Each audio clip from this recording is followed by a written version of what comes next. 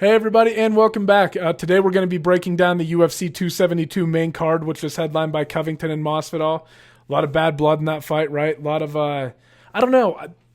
I don't know how this is going to do in terms of pay-per-view buys. I think that it's a good fight. It's an exciting fight, but there's not a title on the line, right? I think they're kind of relying on that whole narrative that they used to be friends, now they're not, now they're like enemies to sell it. And I think Masvidal he does have some star power now, but man, I don't know. It's going to be interesting to see how it plays out. We'll see. And then you have Rafael dos Anjos versus Rafael in your co-main event. That falls off, right? And Renato Moicano steps up to fight RDA. But Fiziev just knocked out Moicano, so this matchup isn't quite as exciting, right? So I don't know. Anyway, we're going to break it down. But first I want to take a few minutes and talk about all the shit going on with Cain Valasquez. And before we hop into the actual story, I just have to preface this by saying, like, Cain Valasquez, when he was in his prime and when he was healthy, was probably the baddest motherfucker that's ever walked planet Earth. One of them. I mean, he was a incredibly gifted martial artist and probably, like I said, probably the greatest heavyweight of all time when he was in his prime and when he was healthy. I think injuries and a lot of overtraining and stuff led to him not being able to ever kind of accomplish what he was capable of. But I think that a prime Cain Valasquez runs through Francis Ngannou. Like what happened in their actual fight, I don't think it plays out that way if Cain's in his prime. You know what I mean? But anyway, besides the point. Well, kind of. Because my point with that kind of is just that, like, Cain is one of the most important historical figures in UFC heavyweight history, right? And his name comes out in this, and you don't hear a lot about him. Like outside of fighting when he's active, you don't really see a lot of headlines rolling in about Cain Valasquez. He's not really getting in trouble for shit. He's not really doing this or that. And it rolls in and said, I think the initial headline was that he was like being accused of attempted murder. And he had shot this guy. And then over the next couple of days, more details start to come out about the case, right? And you find out that he was driving a Ford F-250, crashed it into the Chevy Silverado, pursued it, fired some rounds at the Silverado while they were driving, and one of the rounds struck one of three people who were in the Silverado, right? And then more details start to come out about, okay, who are these people? Well, the guy that he hit with the bullet was Paul Bender, right? The guy that he shot and actually hit. The other two people in the car, one, her name was Patricia Galarte or Galart. I'm going to go with Galart. I don't know. Galart. Patricia Galart. And her son, Harry Galart, who's 43 years old. So you know this Patricia lady's probably a little bit older. And Paul Bender, who got shot, is the husband of Patricia and the stepfather of Harry, right? Now, more details start coming out, and you start finding out, all right, what would the motive be for him to be hitting this fucking car? You find out that Cain Valasquez had hired Patricia Galart to provide daycare assistance to one of his relatives, right, under 14 years old. That's what a juvenile, right? And during that time, when she was providing the daycare service, Harry Galart, the 43-year-old son, had molested the relative of Cain Valasquez up to 100 times, supposedly. And he had gone through like legal procedures for it, and he was out on bail. And it kind of seems, without knowing any other context at all, right? Like, this has got to be, I would assume, a son or daughter, I would guess, for it to be this, for him to have this sort of rage and for it to be this motivated. Maybe niece, nephew, I don't know, just somebody he's very close to, but I would guess son or daughter. And I would also, it just kind of seems like, and there's a video that you guys can watch on MMAJunkie.com of the chase. Like there's a piece of the chase on there. And the Silverado is all caved in on the right-hand side. There's like, it looks like there's bullet holes in it. And Cain's pursuing them in this F-250. It's like black F-250. And I don't know. It was crazy to hear about. And the more details kept coming out about it, the crazier it got. And I think, man, it's such a tough situation. Like, I think it's impossible when you start hearing about all that not to sympathize with Cain Valasquez and think like, man, you see all the people saying like free Cain and stuff. Like what he was doing, I can understand that. And I do think that there is this sort of justification for that. Like, what do you do with people like that in the world? And you feel like that I don't know. I'm not saying that it should be okay to, I guess, just take the law into your own hands and murder somebody, right? Like attempt to do that. But I am saying that I don't even have kids, and I can understand where the want to do that would come from, right? And Dana White said it perfectly when he was like, everybody talks about what they would do if that happened to their kid, and Cain Valasquez did it. But the unfortunate part about him actually acting on it and doing what he did was that he endangered 2 other people that were potentially innocent, and he actually did injure one person who, at least as far as we know right now, right, like is innocent. Like, unless... That's why it kind of seems like what happened is like, if I'm making assumptions here, knowing nothing, but it seems like he probably saw the fucking truck, knew it was him, and rammed the side of it and just chased it down, not even thinking about who else would be in the vehicle. That seems the most likely candidate, right? Like he was just kind of possessed by rage and like ran this person down, and I don't know, just kind of like acted on whatever anger he was feeling, right? It doesn't feel like he took into consideration that the other 2 people were there. If he did, he probably did it because he felt like they were enabling the situation or involved in it in some way, I would imagine, right? Like if he knowingly did it, but I doubt that's the case. So, unfortunately, Cain is now going to have to face all of these legal repercussions, and that's going to further hurt his family as well. Like it did not make the situation easier on his family. And he's going to have to go through all this stuff, and if he is accused of attempted murder, it could be like 20 years to life in jail. I mean, he's going to have to go through the ringer and get all this shit sorted out now, and it's a shame that it's come down to this. And but I think that for a lot of people, Cain kind of represents what you'd think you'd like to do if that were to happen to somebody, you know what I mean, that you love. So, I don't know, a pretty wild situation, but... Man, it's going to be interesting to see how everything plays out in court. I'm sure it'll be well documented and something that we'll have to keep up with. But damn. Wow. Kind of leaves you speechless. I don't know. Anyway, moving on to the main card. Greg Hardy versus Serghei Spivac is going to kick things off at heavyweight. And this is an interesting matchup because it feels like Greg Hardy actually is pretty competent on the feet, right? Like you saw him look okay against Volkov. He got knocked out by Tai Tuivasa, but he rocked him first, and then he just got a little bit too overexcited, so a little bit of his greenery showing there, a little bit of inexperience coming through in that situation. But he definitely knows how to box. He throws combinations together and stuff. He seems to be settling down a little bit in terms of his pace.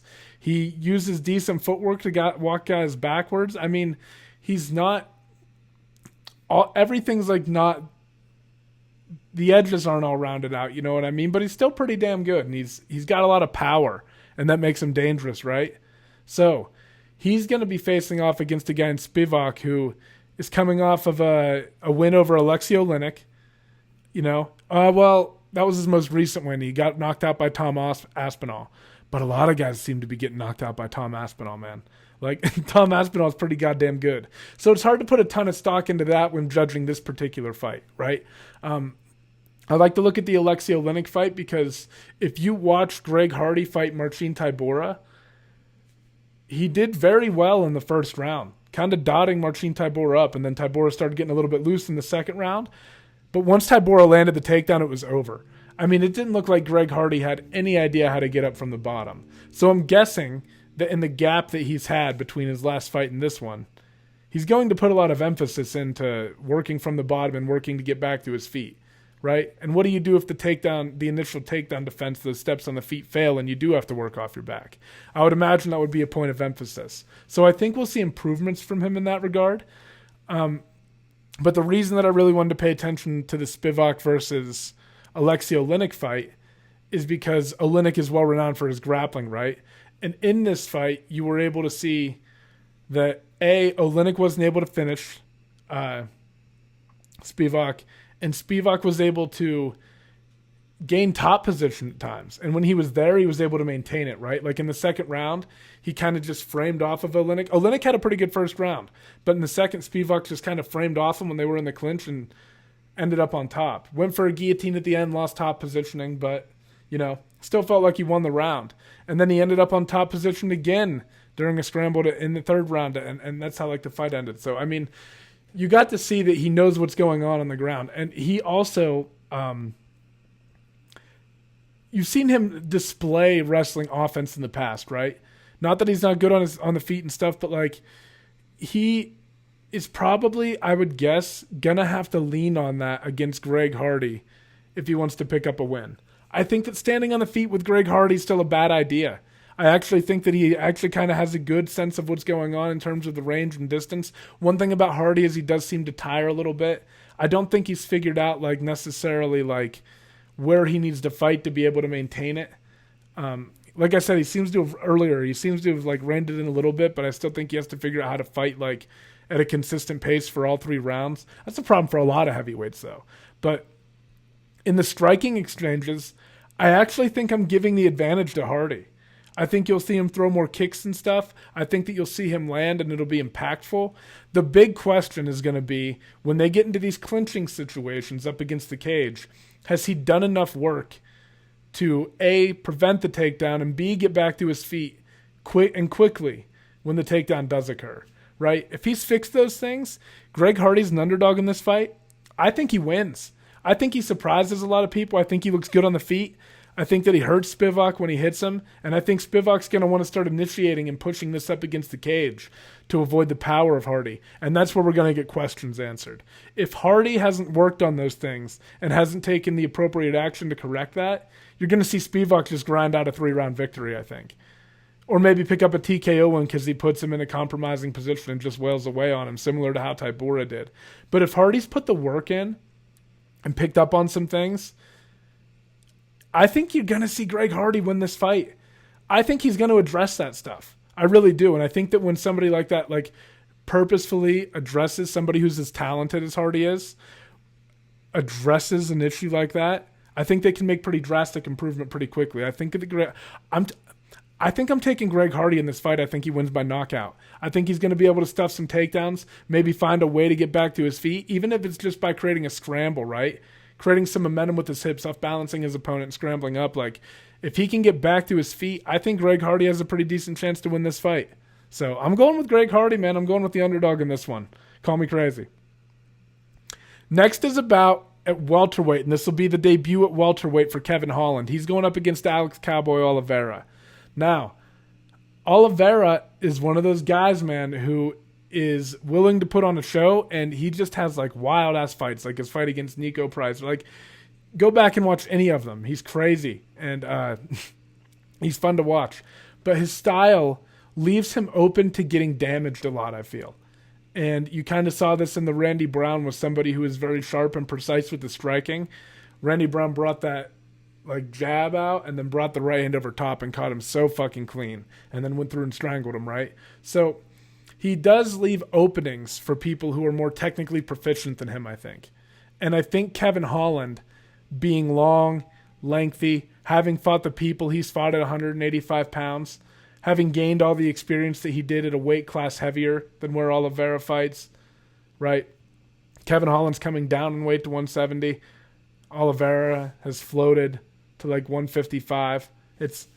I think Kevin Holland's going to be significantly bigger than him. And I think that while Oliveira does some things very well on the feet, and it's not that I'm not saying that his striking isn't technical and that how he throws techniques and stuff. I'm saying that he just leaves opening. I think that he leaves opening for technical strikers like Kevin Holland. I think Kevin Holland is going to find openings. I think he's going to be stronger than Oliveira. I don't think he kind of has to worry about the threat of the takedown, but it's not to the level that he's been seeing so far with guys like Derek Brunson. I think you're going to see that Holland, if he gets pushed up against the cage, is able to defend the takedowns. And I think that this is just a favorable matchup for Kevin Holland pretty much everywhere it goes, right? I think he has an advantage on the ground. I think he has a little bit of an advantage in the striking department, and I just think that he's kind of the bigger guy, and he's going to bully Oliveira around in some of those situations in there. So Kevin Holland's a brown belt too, man. I mean, he's got good grappling. I just think that this is, like I said, there's just something I think Kevin Holland's going to be a little bit ahead of Oliveira in almost every department. Everywhere they go, Holland's going to have an answer for it. And I think it'll frustrate Oliveira. And, I think Kevin Holland walks away with the win in this one. I don't know exactly how, to be honest.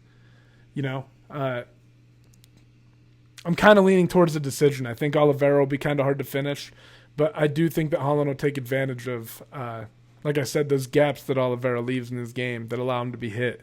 I think you'll see Holland capitalize on those. And who knows, man? Maybe Holland does pick up a finish, but I kind of just see Holland beating Oliveira up over the course of the 3 rounds.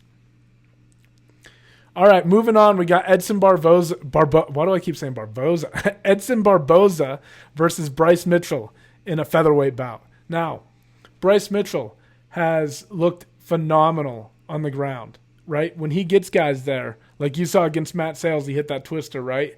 And then he goes and fights Charles Rosa and dominates him the entire fight, right? Just when he gets guys down, he has incredible pressure that he keeps on them. He slices through position. He gets to mount. He's hunting for things like the twister. He's taking your back. He's threatening with arm triangles.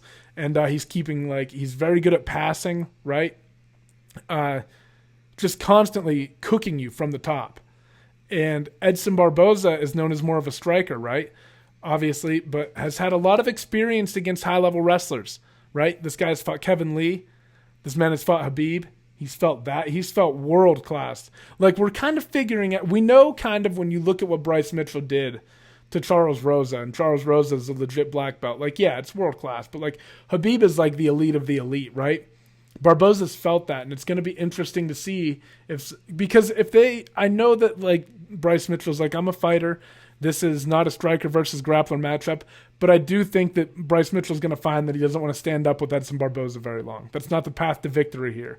Somebody as explosive as he is, somebody who has had the success in the striking department throughout his UFC career like he has, I think Mitchell's competent there. I think he knows how to stand and fight. I think he's a good kickboxer. He'll throw some surprising stuff at you, but you did see him start to get exposed and backed up a little bit in the Andre Fili fight in those scenarios, right? So I think it's important that Bryce Mitchell gets this fight to the ground. The question is going to be, can he get it there?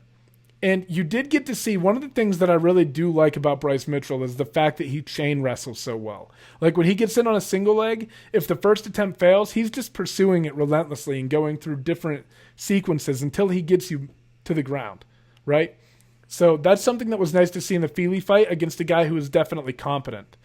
The question is going to be, can you do it against a guy, like we said, who has seen Khabib and Kevin Lee? And another thing that I think is going to be kind of important in this fight, because I think this might be one of the most important aspects of the fight, to be honest. I don't know. This is just kind of how I see it playing out, I guess. Bryce Mitchell, when he goes through these things, is very focused. He gets very focused on finding a specific submission, right? I think that when you look at the moments where Edson Barboza has really struggled on the ground against people like Khabib and Kevin Lee, those are two guys who use ground and pound very effectively. And you haven't seen that a lot from Mitchell. Like, he'll definitely hit you with stuff while you're down there, but he's very focused on controlling the positions and hunting for a submission, which is great. But I think that Edson Barboza is going to be competent enough defensively to get out of certain scenarios if Bryce Mitchell's not threatening with punches. Like, I just don't think he can get into a pure jiu-jitsu battle if he gets top position on Barboza, because I think Barboza will find a way back to the feet if Bryce Mitchell is not constantly harassing him with ground and pound. If he doesn't have fists going to his face, knees working and stuff like that, I think Barboza is eventually going to find a way out of those situations. You know, I think you have to offer more layers of complexity when you start getting up into these rankings. And I don't think that strictly controlling them like you're on top in a jiu-jitsu match is enough. I think Bryce Mitchell is really going to have heavy emphasis on ground and pound to beat Barboza. If he's just focused on the control, I think you'll see Barboza get back up and start giving Bryce Mitchell problems and maybe hand him his first loss of his career. I really think so. I really think the most important thing, I think you'll see Bryce Mitchell get the fight to the ground, and the question will be, can Bryce Mitchell keep him there? And I think one of the keys to keeping him there is going to be constantly harassing him and distracting him with ground and pound. Because if not, I think Barboza is going to be good enough to get up, right? I really think so. So that to me is one of the most important aspects. Is Bryce Mitchell going to implement more ground and pound as opposed to trying to control the top position, right? So we'll see. We'll see. And Barboza's been in dogfights, so he'll go through some fire to get out of those positions and get back to his feet. Like, this ain't a jiu-jitsu match. I'll get punched in the face if it means getting back up. Like, Barboza will do that, and he will try. You got to see his heart on display in the Khabib fight, right? This is going to be a test for Bryce Mitchell, man. I'm actually kind of surprised that Barboza's as big a dog as he is, but what can you do? All right, moving on to the co-main event. A five-round fight between Rafael dos Anjos and Renato Moicano. This fight obviously is coming together after Rafael Fiziev tested positive for COVID and was dropped off the card. And like we said earlier, this fight's not quite as exciting just because Rafael Fiziev has already knocked out Renato Moicano. But it is a good matchup. Renato Moicano looked great in his last fight against Alexander Hernandez. But I think he has a couple things working against him, right? First off, Rafael dos Anjos is a main event machine. He's a former world champion, right? And he has been preparing for a 5-round fight against Rafael Fiziev for quite some time now. He's had a full camp to prepare for going 5 rounds, right? Also, Rafael dos Anjos is just a very well-rounded, complete martial artist. This is a very difficult fight. I don't care about his age. This is a very difficult fight to take on short notice after you just went through all the preparation.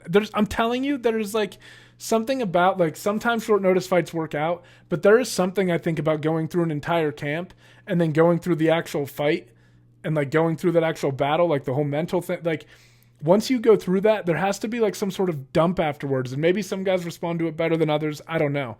But I just never like it. And I never like it in situations like this one, where Dos Anjos is primed, ready, has gone through a camp. Everything's probably on fucking point.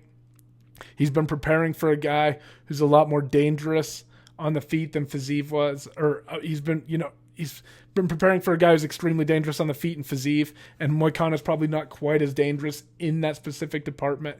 And, Moicano's got good wrestling, but RDA is probably the better wrestler.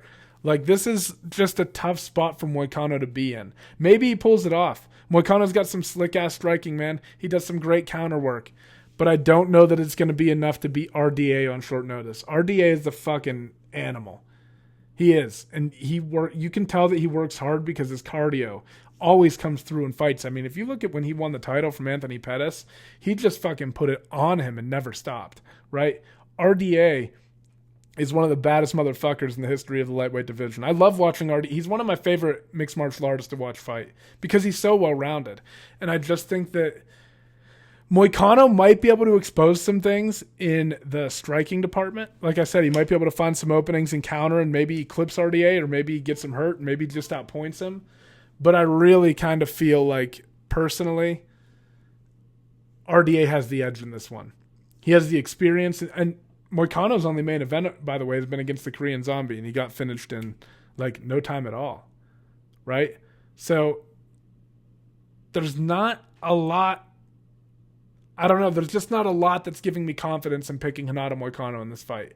Like I said, maybe he exposes some stuff in the striking department. Maybe he goes out and surprises everybody, starts lighting RDA up, finding openings. I just don't think it goes that way. I think RDA picks up a pretty grindy, like I said, like grinded out type of win. I think he wins the unanimous decision in this one or gets him out of there, right? RDA will do that to you sometimes. Like if you're not prepared and you're not ready for it, like Neil Magny, like that situation, like he'll blitz through you and he'll get you out of there. So I don't know, man. RDA could win this fight in several different ways, I think. All right, moving on to the welterweight main event between Colby Covington and Jorge Masvidal. Now, obviously, a lot of the talk has been around, like, these guys used to be best friends at American Top Team, and then a bunch of shit happened, blah, blah, blah. I don't know. Now we get here, they fucking hate each other. Masvidal is saying he didn't pay his trainer. I don't know, all this stuff, right? And that's kind of the narrative that the UFC's been selling. And it is, I mean, like, it's fun, right? But what's more interesting to me is how these guys are going to match up stylistically.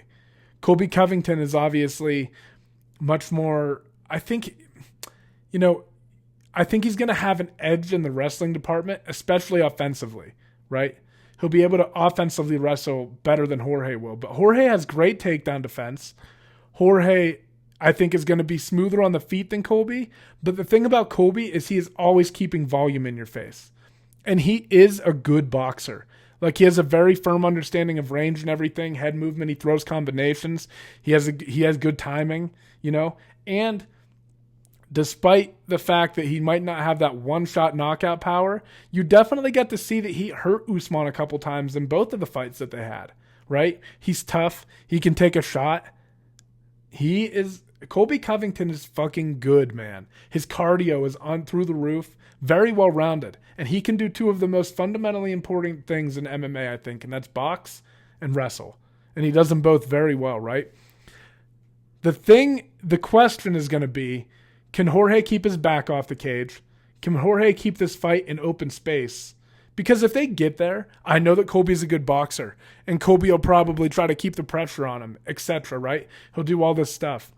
He'll be crowding him, da-da-da. But if they can keep the fight in open space, if Jorge can keep the fight there, where he has room, I know that Colby's technically sound and all this stuff, but there's like an elegance to the way that Jorge Masvidal like throws punches. There's going to be a smoothness there that Colby is just not able to replicate and that I don't think he'll have. The question is going to be, like I said, it all boils down to it's going to boil down to footwork and whether Jorge can connect and keep Colby at the end of his punches. If Colby's able to crowd a space and get into that tight boxing range, he's probably going to look to push Jorge up against the cage and get a relatively boring win. You know what I mean? I don't think he wants to stand in the middle and box with Jorge Masvidal. I think Jorge will start lighting him up. Maybe not, but I think, like I said, there's just like a smoothness to the way that Jorge throws stuff. I think Jorge will have an advantage in the striking department. His kicks and everything are thrown a little bit more naturally. Everything comes with a little bit more tenacity and speed and fluidity. A little bit more precision there. But another thing to keep in mind, guys, is if Colby is able to start putting the pressure on Jorge Masvidal, Colby can still fucking crack, right? Like we just said you saw him hurt Kamaru Usman, and Jorge Masvidal just got knocked out by Usman, and knocked out pretty bad, guys. And sometimes when people get knocked out like that, it's career-changing for them, and their ability to take a punch changes a little bit. So don't be surprised if in this fight, if you see Colby really start putting it on Jorge, if those shots start hurting him, or if he starts being able to just like move his head and defend a little bit less effectively than he used to be able to. He'll be getting hit a little bit more with those shots. Then they'll start rocking him. You know what I mean? It's like, I think that's a real possibility. I think he might go out. I think Colby Covington wins this fight. I do kind of think he smothers Jorge, and I like the fact that he's a better offensive wrestler and that he'll look to put this fight up against the cage. I think that he's going to be successful in doing that. I just don't think he'll give Masvidal the room that he needs to work with, and I don't think Masvidal will be able to keep up with the volume that he's going to need to keep Colby off of him, right? Unless he lands a shot that hurts Colby and he can knock him out, right, and rock him in some way. But over the course of 5 rounds, if it plays out that way, I don't think that Jorge is going to be able to keep him at bay long enough, and I think Colby's going to eventually crowd the space, push things up against the cage, get into tight boxing situations. But don't be surprised, guys, if he hurts Jorge with one of the punches that he lands, or several of them. Because I don't know, it's going to be interesting to see how Jorge takes a punch, man. I don't want to like lay doubt in that or whatever, like Jorge Masvidal is the fucking man, tough as fuck, but sometimes when you get finished like that, everyone's human, man. And I know it's game bred and all that shit, and he's a bad motherfucker, but you never know. Anyway, though, guys, I'm taking Colby Covington. I think he's going to win a 5-round unanimous decision. I think he's just going to use his wrestling and his boxing, close things off, and get it done that way. But like I said, don't be surprised if those shots start hurting Jorge. That's going to wrap this one up, guys. Thank you so much for tuning in. Much appreciated. Enjoy the fights on Saturday night. Hit the subscribe button if you guys enjoyed. Give it a thumbs up. All that good shit. Let me know who you guys think is going to win. And I will catch you guys later. Bye-bye.